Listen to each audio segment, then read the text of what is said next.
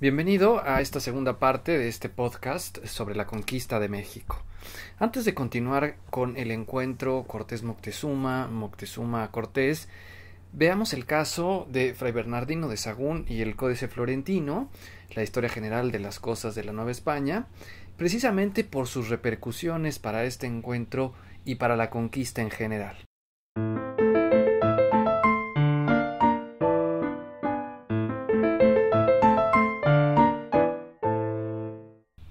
Este códice, como sabemos, es una obra enciclopédica, consta de 12 libros de diversas temáticas, ordenadas de acuerdo al enciclopedismo europeo de la época. Primero las cosas divinas, luego las humanas y finalmente las de la naturaleza. La obra es en sí fabulosa, e incluso considerada y recientemente estudiada como una obra de arte, pues cuenta con más de 2600 pinturas de manufactura indígena del siglo XVI. Pero insisto, el formato es como el de cualquier libro europeo, si bien del lado izquierdo viene el texto en español y del lado derecho la traducción en náhuatl.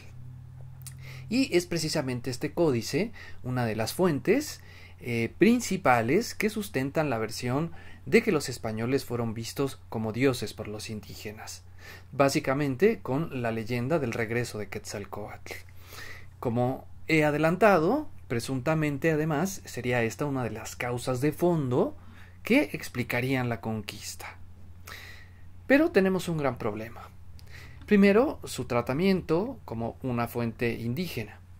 Sin embargo, ¿cómo es posible que siga pasando por una fuente indígena si fue hecha por un europeo, Fray Bernardino de Sahagún, en formato europeo, sí, con colaboradores genéticamente indígenas, como Antonio Valeriano o Jacobita, pero culturalmente educados en la cultura europea, en el colegio de Tlatelolco, donde aprendieron latín, español y literatura europea?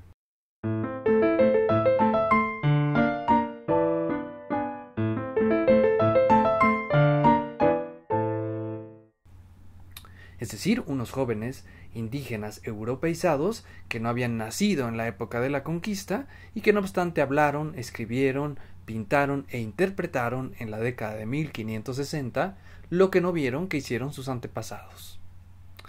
Podría objetarse que estos antepasados fueron precisamente los sabios, Tlamatinime en náhuatl, ancianos entrevistados, que fueron jóvenes guerreros durante la conquista y quienes habrían establecido esa versión de los hechos. El problema es que resulta casi imposible que ellos pudieran saber algo de lo que se hablaba en el círculo más íntimo de la corte de Moctezuma, precisamente porque sus consejeros ya eran viejos en 1519, y la mayoría murieron durante la conquista. Tampoco ninguno de los conquistadores cronistas, ni Cortés, jamás refirieron que los nativos los vieran como dioses. Desde luego que 40 años después, a los españoles les resultó reconfortante una visión en la que no habían sido conquistadores indeseables, sino recibidos con entusiasmo y hasta con devoción. Y obviamente alentaron esta perspectiva. Lo que tenemos entonces es una historia y visión elaborada 40 años después de los hechos, por otra generación en un contexto muy distinto, cuando los indígenas pagaban tributo a los españoles, de modo que, sin que nadie pudiera ya rebatirla, Sahagún y sus colaboradores presentaron libremente la versión que les pareció más satisfactoria, echando mano de profecías y con el prestigio de un documento presentado como elaborado por los propios mexicas. Tampoco debemos menospreciar, mucho menos con la situación pandémica de nuestro tiempo, que cuando Sahagún y sus colaboradores llevaban a cabo la traducción de los textos nahuas en Tlatelolco, en 1576, se desató en la Ciudad de México la tercera gran epidemia novohispana, la cual duró más de 60 días, que obligó a Sahagún y sus colaboradores a permanecer encerrados en el colegio de Santa Cruz Tlatelolco y que mató a 2 millones de personas. Como sabemos, un contexto ideal, y más hace 500 años, para echar mano de profecías y visiones apocalípticas. Así y durante siglos se repitió esta versión de los hechos hasta ser asumida como verdad. Pero esto parece estar muy lejos de la realidad, y como hemos planteado, las pruebas en contra tienen mucho mayor peso que las pruebas a favor, por lo que simple y llanamente no tenemos elementos fehacientes para creerla. Ni siquiera en el sentido de poder asumir que el Códice Florentino es una fuente indígena, lo cual, por supuesto, no nos equivoquemos, no le resta ningún mérito a esta verdaderamente extraordinaria fuente histórica. Pero, en este sentido, lo más que podemos decir y plantear es que se trata de una fuente mixta, o, como plantean algunos especialistas, cuasi indígena. Además, y por su parte, resulta imposible creer que Moctezuma careciera de capacidad de improvisación y que aceptara a rajatabla los presagios y la lectura cíclica del tiempo, atrapado en un pasado y por lo tanto en un presente y un futuro inamovibles, sin capacidad de agencia. Primero, tendemos a olvidar que esta concepción del tiempo es solo un modelo, pero sobre todo que Moctezuma es producto y representante de una historia y legado de conquistas que va desde el estado más lastimoso de errantes sin tierras hasta convertirse en el imperio. Y desde 1427-28, con Izcóatl y la formación de la Triple Alianza, un imperio en expansión, y por lo tanto una historia de improvisación ininterrumpida.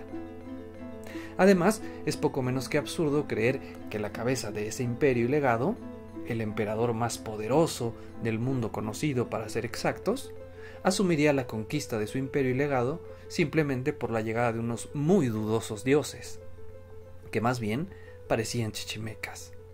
Nosotros seríamos los ingenuos y no Moctezuma de seguir creyendo esto. Otro punto de la confusión es el tema de la forma en que empezaron a nombrar los indígenas a los españoles, Teotl. No quiero entrar en detalles o en demasiados detalles en este particular porque no soy lingüista, pero resumámoslo diciendo primero que Teotl tenía varias acepciones, como efectivamente dioses, pero también representante de dioses, o incluso señor político en otros contextos. Y, como era regla general entre los españoles, diversos especialistas señalan que confundieron Teotl con Teteotl, sacerdote o hechicero. Es decir, hechiceros de alguien o de algún lugar.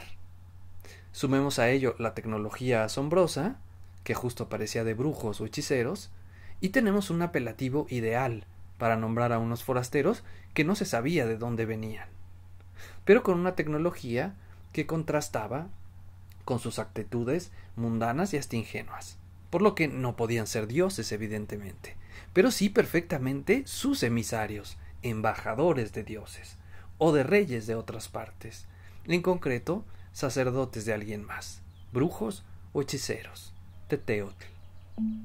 Entonces, también por el lado del lenguaje hay muchas inconsistencias, y ya toda entonces esta teoría de presagios y dioses como razón de la conquista simplemente no se sostiene. Insistir en la convivencia, pues absolutamente nada indica que entre 1517 y 21 los españoles estaban, digamos, muy convencidos de que los trataran como dioses. De ser así, nadie los hubiera atacado o no hubieran tenido que dormir, por ejemplo, como dormían, con las armaduras puestas, ante la alerta de cualquier ataque. Los indígenas ya los habían visto sufrir, sangrar, morir. A todas luces eran simplemente mortales, diferentes si se quiere y con objetos sorprendentes, pero mortales. Con todas estas fallas, inconsistencias y, sin duda, algunos delirios, resulta casi imposible o muy difícil seguir creyendo en la profecía de Quetzalcóatl que aterrorizó a Moctezuma. Mejor vayamos a explicaciones más cercanas a la realidad, al mundo concreto de las acciones, de los hechos y, sobre todo, de la historia, en donde fue precisamente donde se dirimió la conquista de México, no en el terreno de los presagios, leyendas y mitos.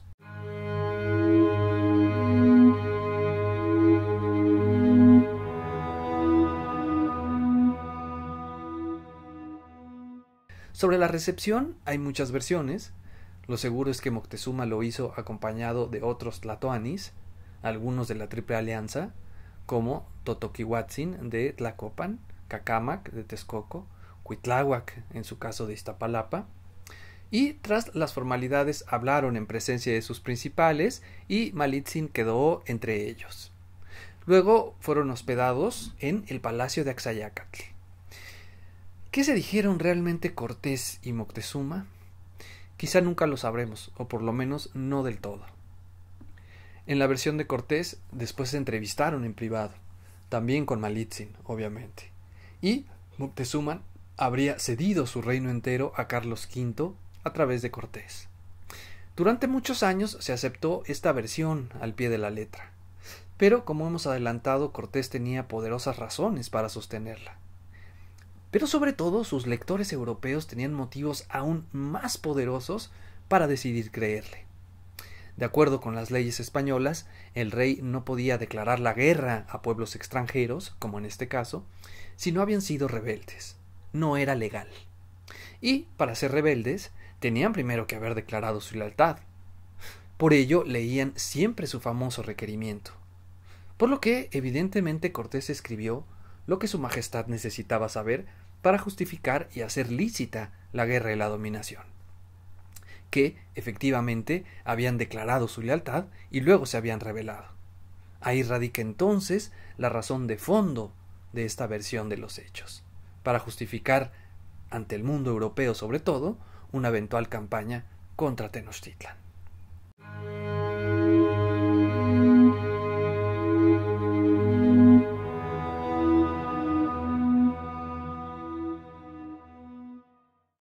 Estudios más avanzados, de análisis del discurso y formas nahuas, como el Rethinking Malinche, nos dice que en el elaborado estilo cortesano, si queremos averiguar un poco más de lo que se dijeron Moctezuma y Cortés, se basaba en un código de inversión de cortesías que toda la élite nahua entendía.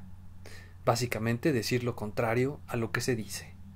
Algo que en realidad y en muchos sentidos, si lo pensamos bien, no hemos perdido del todo los mexicanos, sobre todo los del centro de México. Entonces, un príncipe nahua podía dirigirse a sus inferiores diciéndoles abuelos míos, y ellos contestar hijo mío, para después decirles que era indigno de su visita, o sea que tenía suerte de que les diera un minuto de su tiempo.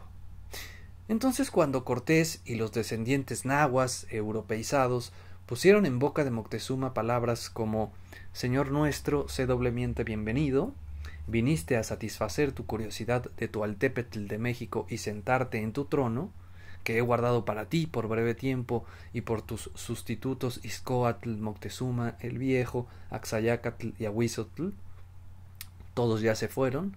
Después de ello, fue que llegó tu pobre vasallo, yo. Despojado del adorno cortesano, estos comentarios de Moctezuma adquieren un sentido muy distinto.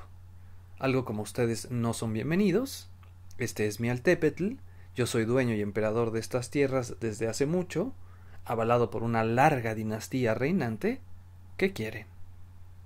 Por lo que resulta entonces casi imposible creer que Moctezuma haya cedido su imperio solo porque así se lo requirieran.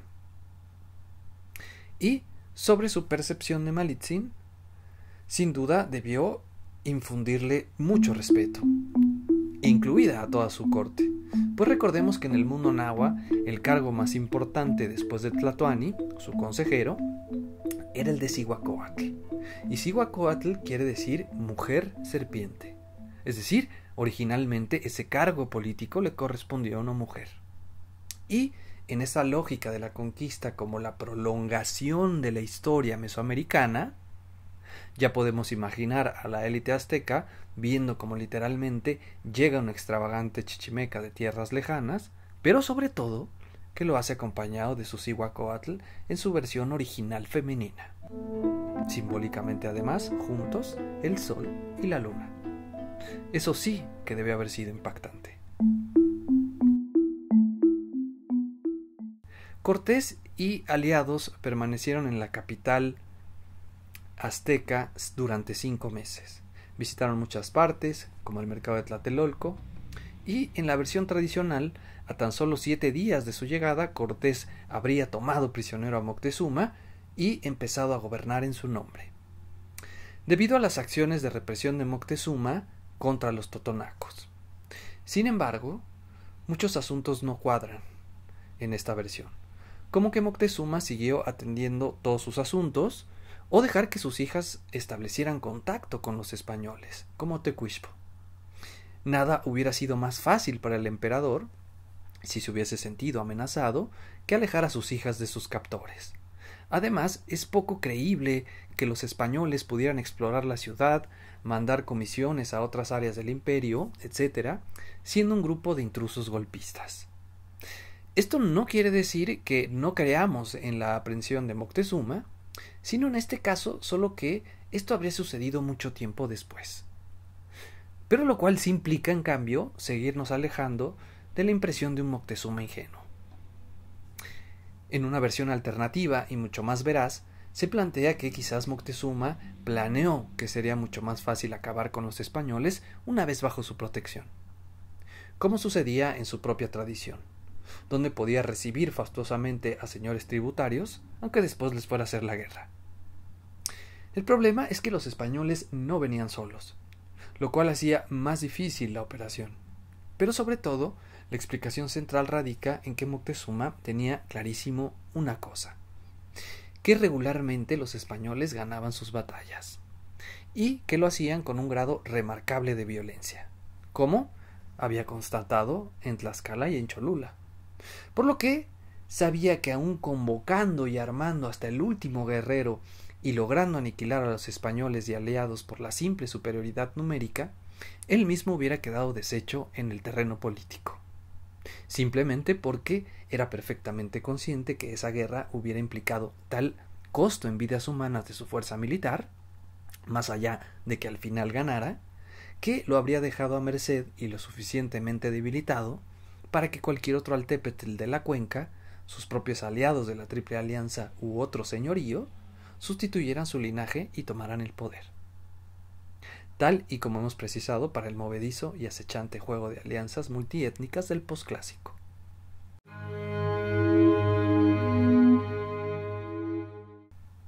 A ello responde que mientras se encuentra otro momento para la vía violenta, cual gobernante de un amplio linaje, abre otras posibilidades para desintegrarlos como amenaza, por ejemplo, integrándolos matrimonialmente o territorialmente al imperio. Por ello les hace ostentación de diversas partes de la ciudad y les presenta a sus hijas y a las de otros nobles, tal y como se hacía en la lógica náhuatl y como habían hecho los tepanecas y los culhuas con sus propios antepasados aztecas, hacerlos tributarios con tierras o parientes. Por lo que en realidad Moctezuma cuenta con varias alternativas para callar su amenaza. En abril de 1520 recibió noticias alarmantes desde la costa. Por lo menos 800 españoles más en 13 navíos habían arribado a la costa. Era la expedición de Narváez contra Cortés que zarpó en marzo de 1520. La misma que, como adelantábamos, trajo la primer gran epidemia de origen europeo a Mesoamérica, de viruela. Noticias que, no obstante, podían jugar en su favor, pues las divisiones visibles entre los europeos le daban la ocasión de retomar el control del juego, experto como era en manipular decisiones internas. De hecho, algunas fuentes indican que en este momento Moctezuma abandonó su política diplomática y empezó a preparar a su pueblo para la guerra. En cambio, la situación de su huésped principal era un tanto desesperada. Evidentemente, estos sucesos no jugaban en su favor, y este es precisamente el momento en donde ya podemos creer que efectivamente Cortés haya tomado preso a Moctezuma.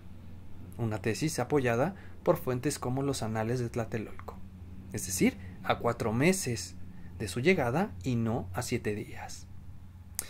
A su obsesión de control, Cortés agregó el razonamiento de, a situaciones desesperadas, medidas desesperadas.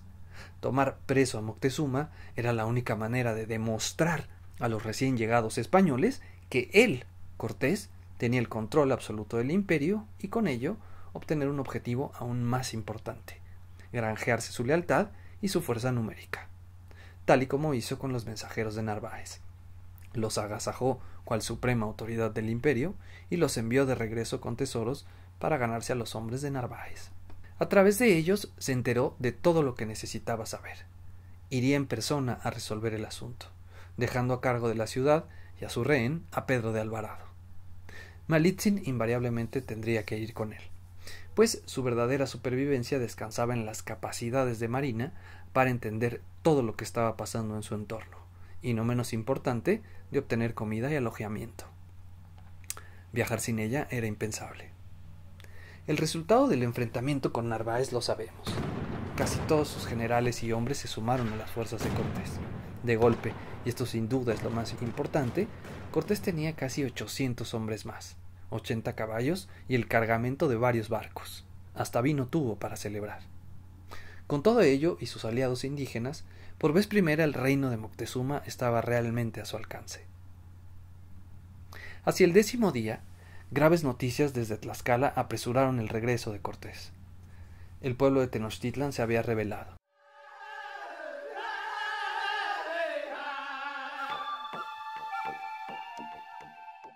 Y los españoles que quedaron estaban sitiados en el palacio de Axayacatl.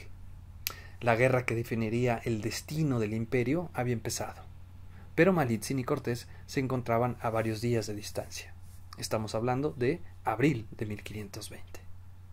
Cuando finalmente alcanzaron la ciudad, tras un enfrentamiento en Iztapalapa, consiguieron entrar hasta el palacio de Axayacatl. Habían logrado salvar a sus compañeros, pero seguían sitiados. Como sabemos, la mecha que encendió todo fue lo que conocemos como la matanza de Templo Mayor, en la que un Alvarado con serias confusiones lingüísticas y culturales, sin Malitzin, ante una celebración indígena de proporciones jamás antes vistas y después de torturar a 3 mexicas, atacó en medio de la festividad mexica de Toxcal. Como cabría esperar, por la noche gritos de guerra indígena se alzaron. Los españoles se replegaron a su fortaleza y ahí quedaron encerrados durante 20 días. Los mexicas estaban preparando una gran batalla urbana, desasolvando canales, construyendo muros defensivos, etc. Apenas se reunió Cortés con los sitiados en la trampa mexica, los tenochcas atacaron. El ataque duró 7 días más. Moctezuma murió, presuntamente apedreado al tratar de detener el ataque. Las fuentes cuasi indígenas, como las de Fernando de Alba Tlixochitl, plantean que los propios españoles lo mataron. Nosotros nos inclinamos por una teoría a medio camino entre ambas, pues cuando Moctezuma se presentó junto con un pili o noble de Tlatelolco para hablar públicamente por última vez, es probable que efectivamente lo hirieran con algún proyectil, o por lo menos que efectivamente desconocieran abiertamente su autoridad. Pero en el desenlace final nos guiaremos como algunas veces trabaja o se ve forzada a trabajar la historia, por acontecimientos futuros. Especialmente cuando Cortés, en el viaje a las Cibueras, ahorcó sin muchos miramientos ni razones de peso a 3 señores nobles del centro de México, colgándolos de una ceiba en la selva, entre ellos nada menos que Cuauhtémoc, a un primo suyo y a Tlatoani de Texcoco, Cuanacoch.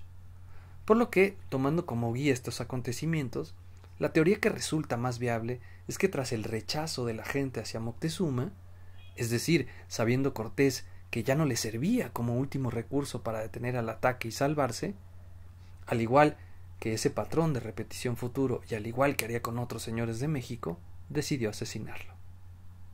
El resultado más probable, según ese patrón, es entonces el asesinato de Moctezuma por el grupo cortesiano. Por su parte, la propia Malitzin creía absurdo y contraproducente pelear contra aquella máquina de guerra, y al igual que Moctezuma trabajó para convencer a otros indígenas de lo que ella misma veía con claridad, que en el largo plazo era inútil oponerse a los constantes navíos españoles, y sobre todo a la gran alianza indígena que ella misma estaba forjando. Pero en esta ocasión sus buenos oficios no sirvieron de nada. Ahora tuvo que dialogar con jóvenes guerreros y gobernantes beligerantes sedientos de venganza y en una posición de ventaja, con Cuitláhuac fundamentalmente. No obstante, ella debió insistir para salvar su propia vida, pues aunque en el largo plazo Tenochtitlan fuera derrotada, ese contingente particular de españoles y aliados aún podían ser derrotados y asesinados, como en buena medida sucedería en realidad. Pero la muerte siempre había estado acechando a Malinche, por lo que igualmente debió mostrarse impávida, o por lo menos más que cualquiera de los españoles que se sabían perdidos. El último día de junio de 1520 tomaron la única alternativa posible: escapar. Quedaba una sola calzada de la isla a tierra firme. Tenían que tomarla. Pero los segmentos habían sido desmontados. Construyeron puentes portátiles. Salieron durante la noche. Al frente iba el grueso de la expedición cortesiana, incluyendo a tlatoques aliados de Tlaxcala y otros principales. En el centro iban Cortés, la artillería y los tamemes con el tesoro. En la retaguardia iban Pedro de Alvarado y la gente de Narváez. El intento de huida pronto fue descubierto, y lo que siguió fue una gran masacre y la venganza tan esperada por los mexicas. En el primer cruce el puente funcionó, pero nunca lograron levantarlo hasta el siguiente. Avanzaron con unas vigas grandes, pero guerreros mexicas se les abalanzaron en canoas por todas partes, destruían los puentes, y por debajo apuñalaron y mataron a casi 60 de los 80 caballos. En el segundo punto los fugitivos cayeron y se ahogaron en masa. Cerca de 2 de cada 3 españoles murieron esa noche, es decir, alrededor de 600 españoles, e incluso un mayor número de tlaxcaltecas. Un verdadero desastre. Todos ellos y muchas de sus concubinas flotaban muertos en el agua. Los sobrevivientes, casi todos pertenecían a la vanguardia, que contó con el factor sorpresa. Pasaron por el puente y el segundo canal antes de que se convirtiera en la tumba del resto. Desde luego, la mayor parte del metálico y los cañones se perdieron, al igual que la mayoría de los caballos. Pero lograron sobrevivir 2 mujeres esenciales, Malitzin y doña Luisa, la hija de Jicotencatl, quienes fueron escoltadas por 30 españoles y un contingente tlaxcalteca. Y doña Luisa era literalmente la encarnación del parentesco familiar entre españoles y tlaxcaltecas, e hija del tlatoani de cuya ayuda dependía ahora, y efectivamente dependería en el futuro inmediato, la empresa de los españoles. Cortés también sabía que era lo más valioso que se había rescatado.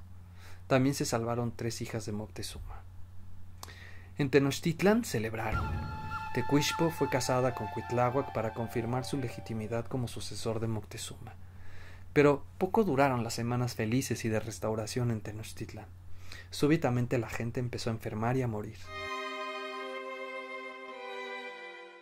La gran epidemia se había expandido y con ella la hambruna.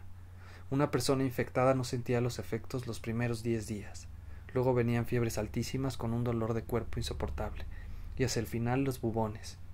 Una guerra de otra clase y no intencionada, pero que haría gran parte del trabajo. Cuitláhuac estuvo entre las víctimas. Como sucesor eligieron a Cuauhtémoc, que cansaron una vez más con la hija de Moctezuma. Por su parte, cuando españoles y aliados regresaron a Tlaxcala, tras lo que conocemos genéricamente como la Noche Triste, el tlatoani de Cotelulco, Maxicatzin, estaba muriendo junto con cientos de súbditos. Por lo menos habían salvado a doña Luisa viva y casada con Pedro de Alvarado, por lo que los jefes de los 2 ejércitos seguían siendo parientes en términos náhuatl. Pero al regreso hubo 2 posturas antagónicas entre los tlaxcaltecas: los que proponían terminar con el trabajo que iniciaron los mexicas, es decir, acabar con los forasteros, pues los tlaxcaltecas habían pagado el costo más alto del desastre, y quienes, por otro lado, recordaron a los exaltados que los 200 o 300 europeos restantes y sus 20 y tantos caballos eran todavía muy peligrosos. Además, y como seguramente les informó doña Luisa, más españoles venían en camino, por lo que lo mejor sería seguir el rumbo con los guerreros de metal y acabar de una vez con los tenochcas. Esta fue la corriente que prevaleció. Cerca de 20 días les tomó a aliados y españoles reponer sus heridas. A Cortés le amputaron 2 dedos de la mano izquierda. Sabían que ahora no les servía de mucho replegarse hacia la costa. Pero ya repuestos se dedicaron a algo mucho más importante: a configurar nuevas alianzas forzadas mediante ataques a las poblaciones tributarias de los mexicas, como en Tecamachalco, Zapotitlán, Izúcar, Chautla o Huaquechula. Otro objetivo fue cortar los suministros de Tenochtitlán procedentes de la costa oriental. Los mexicas intentaron lo propio con los tarascos, pero fracasaron. Anunciaron incluso la condonación de impuestos a las poblaciones que pelearan por el imperio, un beneficio distante comparado con la amenaza inmediata de los ataques aliados.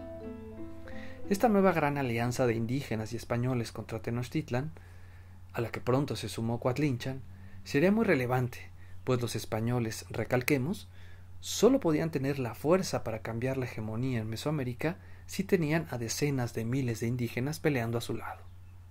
Además, de los europeos ya se sabía que podían brotar como hongos, y no porque fueran dioses, sino porque su tecnología les permitía atraer más hombres y recursos. Y no nos equivoquemos, la guerra continuaba, y armada, como hemos visto, si bien fuera de Tenochtitlan. Con el metálico restante y el acumulado en Tlaxcala, Cortés envió a Alonso de Ávila a comprar pólvora, caballos y armas a Santo Domingo. Francisco de Solís viajó en misión similar a Jamaica.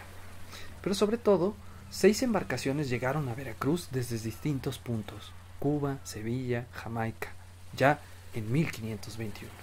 Y, en su mayoría, se unieron a la fuerza cortesiana para atacar al único imperio de la región y a la única fuente que podía saciar sus esfuerzos. Sabían que no podían volver a caer en esa trampa acuática de Tenochtitlan, por lo que construyeron las secciones de embarcaciones pequeñas para ensamblar en los lagos, los bergantines para el ataque anfibio.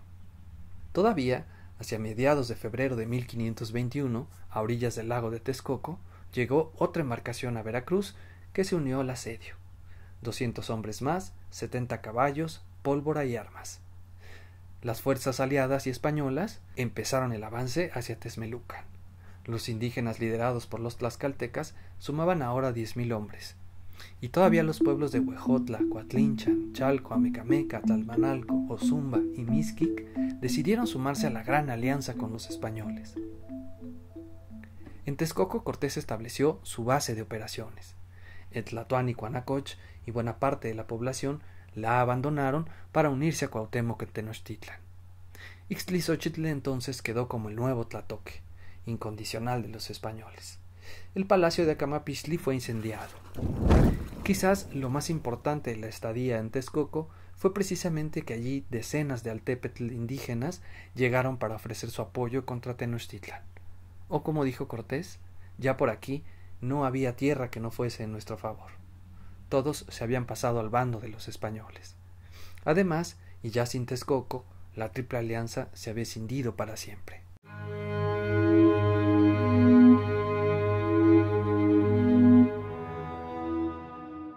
Ahora tocó el asedio a la otra de las cabezas de la Triple Alianza, Tacuba, la venganza de Cortés por la Noche Triste. Entraron con los bergantines por el oeste, accedieron rodeando el lago hasta Jaltocan para alcanzar Azcapotzalco. Atacaron y vencieron con 300 infantes, 25 jinetes y los tlaxcaltecas. Los defensores y su Tlatoani fueron obligados a replegarse a Tenochtitlan y Tlacopan fue incendiada.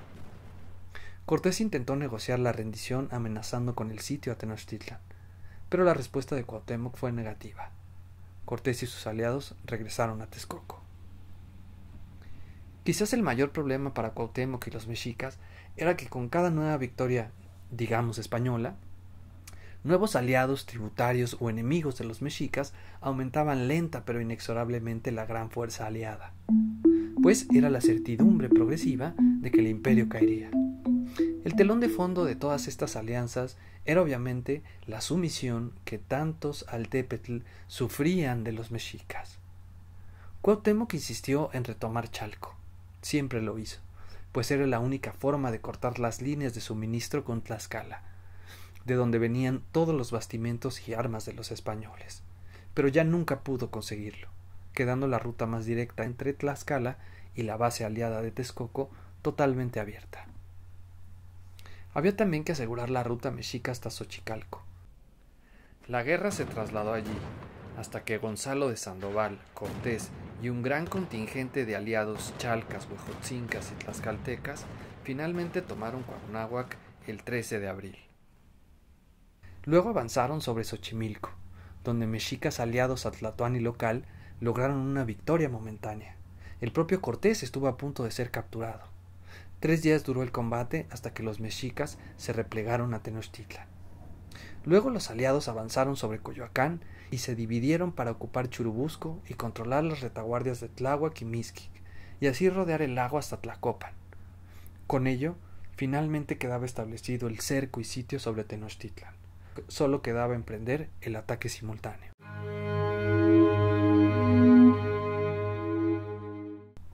Vemos entonces que esta guerra fue muy compleja, y que no se reduce al ataque de los bergantines con un cuasi solitario Cortés y sus dominados indígenas que toman Tenochtitlan.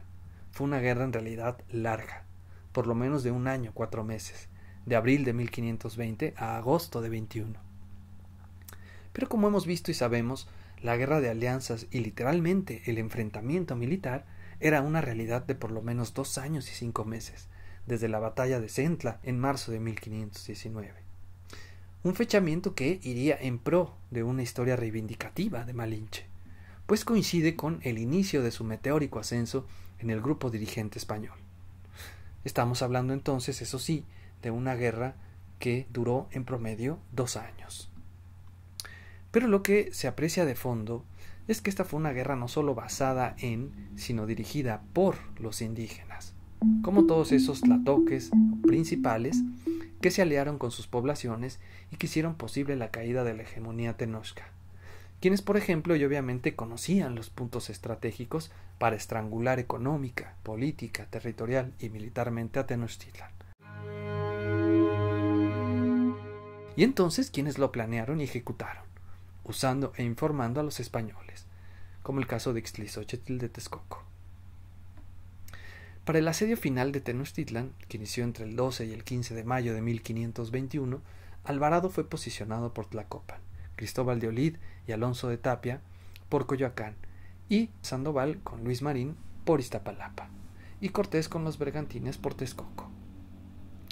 Pero lo más importante en realidad era que en total, solo de aliados indígenas ya eran 75,000 hombres. Españoles, poco menos de 900, es decir, ni siquiera el 2%. Es muy claro entonces lo que venimos diciendo, que fundamentalmente se trató de una guerra indígena. Pero no nos equivoquemos, no solo porque lo fuera en términos cuantitativos, sino también cualitativamente, ya que no solo aportaron a miles o a cientos de miles de guerreros, sino que fueron la voz cantante de la diplomacia encarnada en Malitzin, así como el sistema de información y espionaje. Posteriormente, cortaron el suministro de agua dulce a Tenochtitlan desde Chapultepec. Parte de la estrategia aliada era derrumbar con cañones albarradas y edificios, rellenar parte de los canales y, en terreno nivelado, usar los caballos. No obstante, y durante los cerca de 3 meses que duró el sitio, 75 días dicen algunas otras fuentes, los mexicas disputaron el terreno palmo a palmo, en el agua y las calzadas. Incluso, en un par de ocasiones lograron aislar y capturar a 2 grandes grupos de españoles que fueron sacrificados. Pero el sitio empezó a surtir su efecto. El hambre y el hacinamiento cobraron muchas vidas, y en general los mexicas se encontraban a la defensiva. Poco a poco, recuerdan los mayores entrevistados por Fray Bernardino de Sahagún, nos fueron replegando a las paredes, nos llevaron para atrás. Los últimos combates y el repliegue mexica se dio en Tlatelolco, que fue tomado por Pedro de Alvarado. En la refriega murieron algunos de los últimos señores y jefes mexicas. Quizás nunca sabremos si la salida de Cuauhtémoc en una embarcación sería para huir y organizar posteriormente la contraofensiva, o si de verdad fue un acto para entregarse y negociar la rendición. El caso es que mientras los aliados indígenas y españoles finiquitaban la toma definitiva de la ciudad el 13 de agosto de 1521, Cuauhtémoc fue capturado y llevado ante Cortés. Según este, Cuauhtémoc le pidió que lo matara ante su fracaso en la defensa de su pueblo. Los españoles, o siendo mucho más precisos, ¿verdad?, los indígenas aliados contra los mexicas, tlaxcaltecas, texcocanos, huejotzincas, chalcas, cholchultecas, totonacos, españoles y demás coaligados, habían logrado derrotar definitivamente a los tenochcas.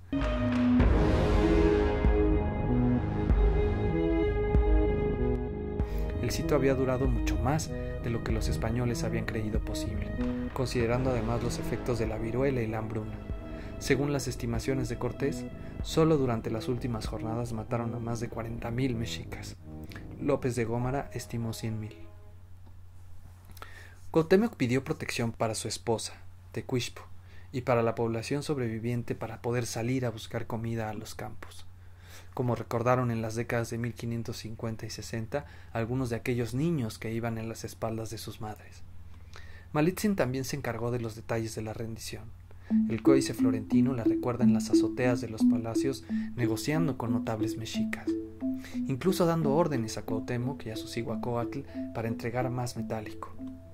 Y si lo pensamos bien, quizás no podría haber imagen más clara de la derrota definitiva de la Triple Alianza y de que solo pudo lograrse con los propios indígenas que aquella, la de Malitzin, un indígena y antigua esclava de otro Altépetl, dando órdenes a los notables del imperio más grande del posclásico.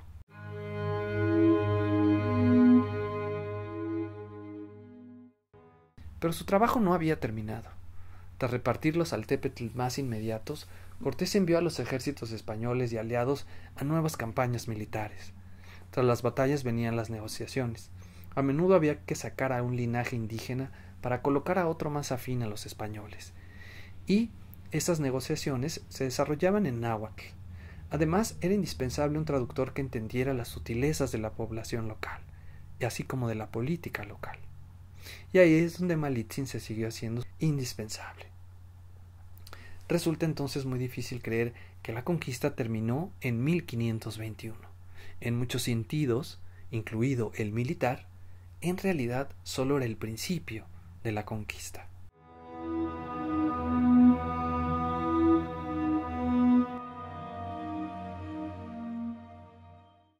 Además, desde su residencia en Coyoacán, Malitzin no solo ayudaba con las negociaciones políticas con cada altépetl, sino que también se encargó de organizar la recolección de tributo a lo largo y ancho de la tierra conquistada.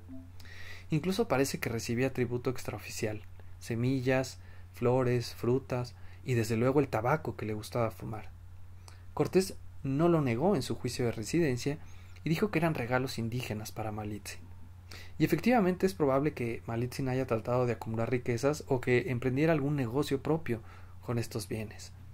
Pero también es claro, y mucho más importante, que en el más inmediato periodo colonial, Malitzin siguió siendo esencial.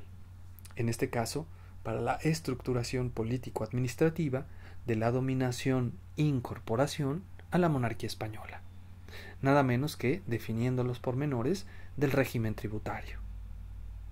En 1522, Malitzin dio a luz a su primer hijo, con un timing sorprendente, el cual fue reconocido por Cortés y bautizado como su abuelo, Martín. En la versión oficial de la travesía a las Ciboeras, se nos dice que 2 años después, en 1524, Cortés decidió emprender el viaje y obligó a Malitzin a ir con él, y que en el viaje la casó con un español alcoholizado para deshacerse de una mujer de la que se estaba cansando. Pero esto desentona completamente con la Malitzin que hemos bosquejado, que pareciera ahora completamente sumisa, cuando, como hemos planteado, era una de las voces más respetadas del grupo cortesiano, que tomaba sus propias decisiones y no una cuasi esclava vulnerable. No era entonces una persona a quien nadie pudiera obligar a casarse. La pregunta sería entonces, ¿por qué efectivamente Malitzin aceptó ir a un viaje que podría durar años, como efectivamente sucedió hasta 1526, arriesgando su recientemente adquirida seguridad, dejando atrás no solo su comodidad en la casa de Coyoacán, sino a su propio hijo, para embarcarse en esta loca aventura? Cuando los historiadores se han hecho esta pregunta, y muy pocos lo han hecho, terminan resolviéndolo diciendo que Malitzin amaba a Cortés y que por ello accedió a sus deseos. Una respuesta tan inverosímil que no puede tomarse en serio. Ni las esposas, y mucho menos las concubinas nahuas, acostumbraban desarrollar fantasías de amor romántico al estilo decimonónico, y mucho menos de sus amos poligámicos, por lo que, por razones culturales, era prácticamente imposible que Malitzin se enamorara de Cortés. Una respuesta mucho más sustentada y sobre todo seria sería que Malitzin negoció su ida a este viaje para lograr algo que ella quería, y que en su perspectiva y cultura jamás hubiera conseguido por su condición de esclava: salir para siempre de una posición vulnerable, de amante, e incorporarse a las filas de españoles con derechos legales, asegurar una posición futura para ella y su hijo, mucho más antes de un viaje del que probablemente no regresara. ¿Cómo? Como se hacía en el mundo español, casándose, en este caso con un español de rango suficiente para asegurar sus intereses, y para quien una alianza con una mujer indígena influyente fuera una ventaja. La alianza matrimonial más ventajosa que podía pretender era sin duda hacerlo con uno de los capitanes del primer grupo de Cortés. Y lo admirable es que eso es precisamente lo que consiguió.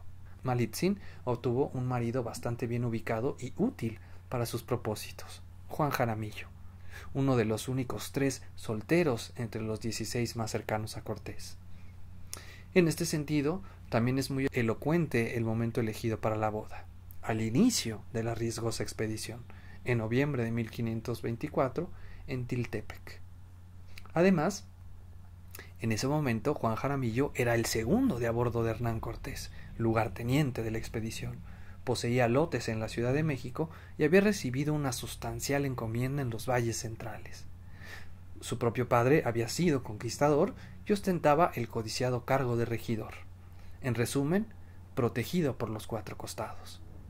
Por lo que no había mejor partido para asegurar y defender los derechos que tantas otras indígenas sin éxito intentaron obtener, más una mujer tan inteligente como Malitzin. Y obviamente en su caso no fracasaría. Con esta pregunta y argumentos ya podemos prever lo que sucedió, diametralmente opuesto a lo que se nos ha contado. Malitzin requirió, negoció y, de ser necesario, condicionó su colaboración y partida a esa riesgosa expedición al aseguramiento irrestricto de su futuro inmediato y el de su hijo y linaje. Ya esto se parece mucho más a la Malinche que hemos reconcebido. Inteligente, valiente, sin ningún miedo. Ya lo había perdido todo. No tenía nada que perder. Y que entonces sabe perfectamente cómo conseguir lo que se propone. Nada menos, además, que la mejor negociadora de la conquista. Por lo que sin duda, estas fueron sus condiciones para ayudar a Cortés por última vez. Incluso podremos verlo como el pago por sus servicios en la conquista, pues recibió la encomienda de su propio altépetl de origen, Olutla y Tetiquipaque. Así pudo regresar a su altépetl de origen no sólo como una de las artífices de la conquista, sino legalmente como parte y pariente de los españoles, y dueña de la tierra que le dio la espalda.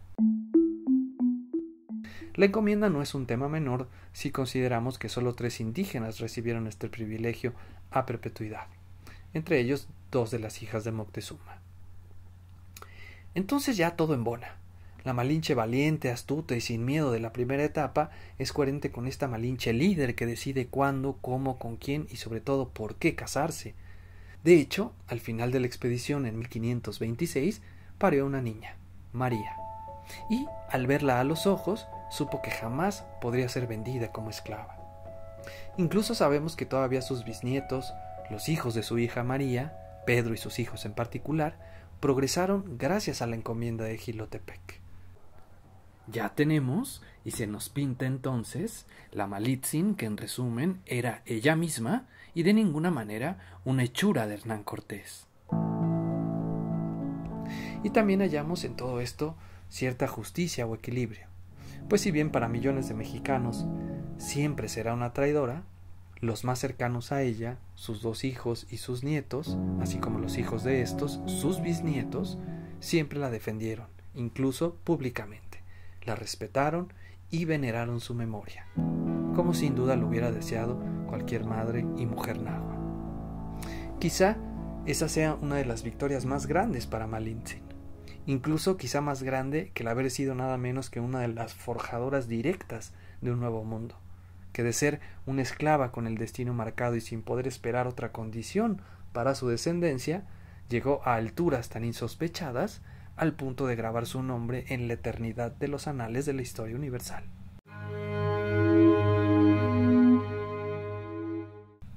Pero también, y a diferencia de lo que parecía reservarle el destino, pudo asegurar un futuro digno para su propia progenie. Quizás al final lo que más se le reproche a Malitzin, y parte de esos traumas y tabús de los que hablábamos, sea precisamente que definitivamente tomó partido, presuntamente, por los españoles cuando se casó con un español y tuvo hijos mestizos. Pero un reproche anacrónico para el propio mundo mesoamericano, pues el mestizaje era una tradición ampliamente extendida en Mesoamérica, así como un valor positivo en el mundo mesoamericano, particularmente en el posclásico, expresado en la unión y alianza recurrente entre los recolectores cazadores nómadas o seminómadas, genéricamente llamados chichimecas, y los agricultores sedentarios de los valles centrales, que cazaban a sus hijas con estos migrantes.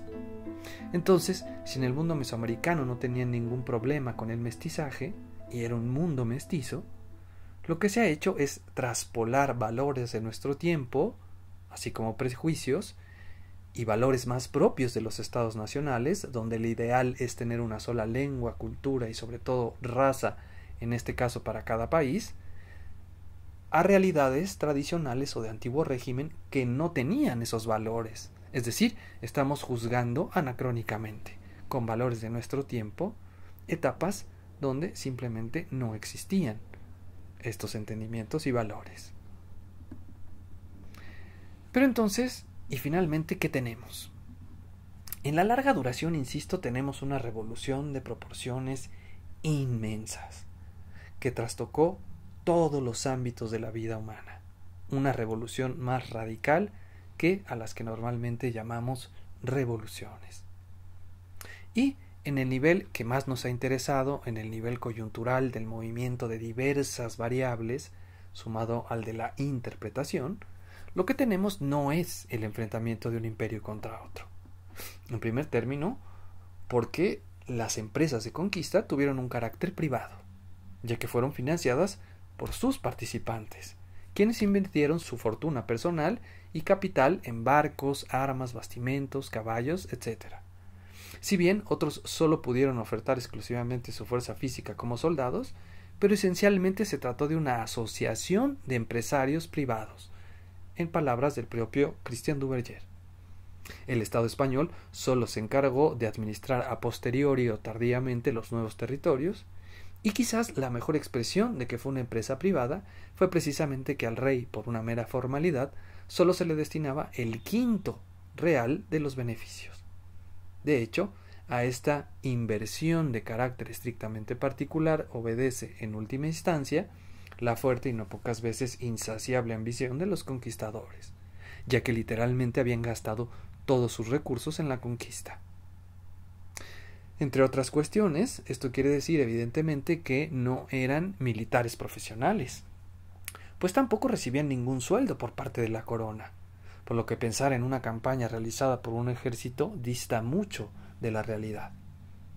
Así, esa idea e imagen completamente quimérica de unos conquistadores llegados además directamente desde Europa a conquistar México tiene fuertes implicaciones, pues quiere decir que jamás se enfrentaron un mundo e imperio español contra el mundo indígena.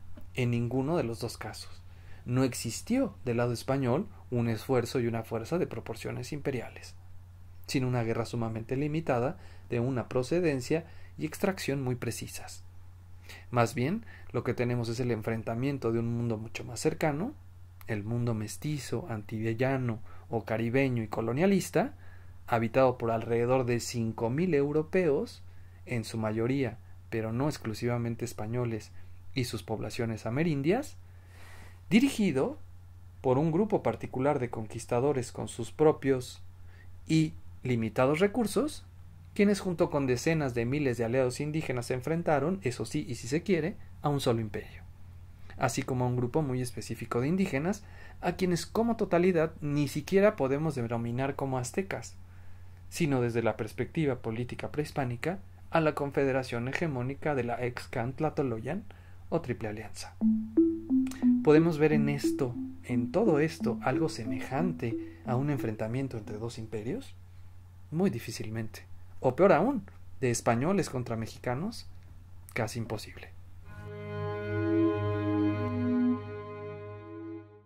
Entonces, abandonando la perspectiva tradicional y teleológica, que explica todo un proceso complejo por el simple resultado final, lo que tenemos, desde la perspectiva indígena, es que a la llegada de los españoles, este mundo indígena no ve en términos estructurales una novedad, pues están acostumbrados desde hace 300 años, desde el siglo XIII, con la caída de Tula y otra serie de factores como esa retracción del área norte mesoamericana, a las incesantes oleadas de migrantes llegados de otros mundos.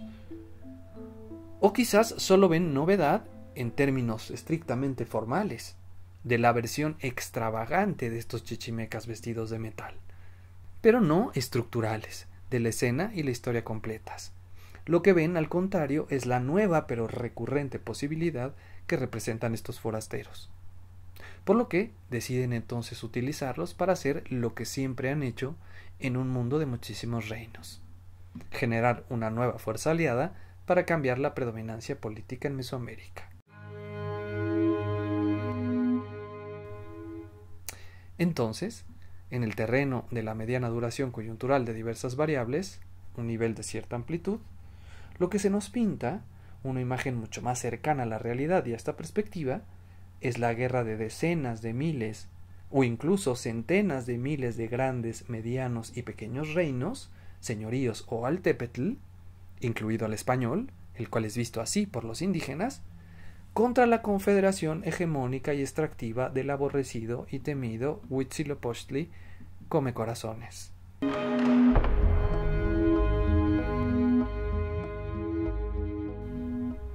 En otros términos, y como apuntábamos, algo mucho más parecido a la continuación de la historia prehispánica y, sobre todo, una guerra fundamentalmente indígena. Fraguada, peleada y dirigida por indígenas, por todos aquellos principales que hicieron lo que en muchos casos les pidió y aconsejó Malitzin: aliarse, utilizar la oportunidad de la potencia disruptiva de este nuevo señorío expedicionario para cambiar las relaciones de poder y erigir una nueva supremacía.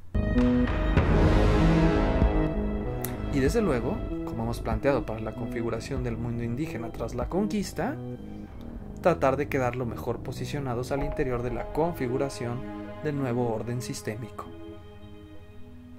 En este sentido, y pese a que cientos de miles de nombres y rostros indígenas que hicieron posible esta conquista y revolución quedarán para siempre en el anonimato, han logrado cristalizar algunos de esos artífices indígenas más visibles, entre ellos Chicomecoatl, el cacique gordo, obviamente el Senado de Tlaxcala y tras las primeras negativas el propio Jicotencatl el joven, obviamente también Jicotencatl el viejo, quien de acuerdo con Muñoz Camargo convenció a los demás tlatoanis de Tlaxcala de pactar con los españoles, también los tlatoque de Tepeticpac, Tizatlán, Ocotelulco y Quiahuistlán, entre ellos Maxicatzin, Citlalpopoca y Hueyolotzin, desde luego Iztlizóchitl de Texcoco, que representaría la fractura definitiva de la Triple Alianza, pero también el guerrero tlaxcalteca Chichimecatecle, los tlatoques y sus poblaciones de Otumba, Coatlinchan, Cholula, Huejotzingo y tantos otros. Y desde luego, la más importante de todos y en gran medida la artífice de dichas alianzas y de esta guerra indígena, Malinche. Muchísimas gracias.